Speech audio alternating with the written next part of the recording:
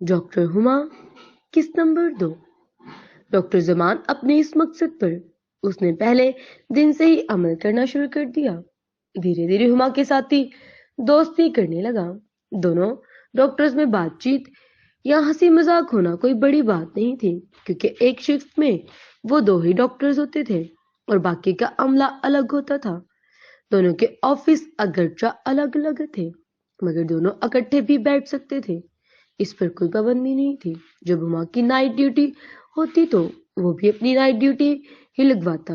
بس ایک طرح سے اسپتال میں وہ 2 ڈاکٹرز کے 3 گروپ بنے ہوئے تھے جو کہ ایک ساتھ ہی ڈیوٹی کرتے تھے۔ اس وجہ سے زمان نے اپنا ساتھی ہما کو بنا لیا تھا۔ پرائیویٹ اسپتال میں رات کو کام تو اتنا زیادہ نہیں ہوتا تھا، بس جیسے ہی وہ اپنے اپنے کام سے یعنی مریض دیکھنے سے فارغ ہوتے اور کسی ایک کے آفس میں بیٹھ کر گپ شپ کرنے لگتے۔ آخر دونوں نے اور کرنا ہی کیا تھا، کبھی زمان چائے منگواتا تو کبھی ہما، اور کبھی کچھ کھانے پینے کا پروگرام بھی بن جاتا تو وہ بھی چلتا رہتا، اور بس ایسے ہی ہنسی کھیل میں ہما کی ڈیوٹی گزرنے لگی۔ وہ اب اپنے فارغ پن سے بھی نجات پا چکی تھی اور زمان کی شکل میں اسے ایک اچھا دوست بھی مل گیا تھا۔ ہما ایک لڑکی تھی تو زمان کی اس کے اندر دلچسپی کو کیسے محسوس نہ کر پاتی۔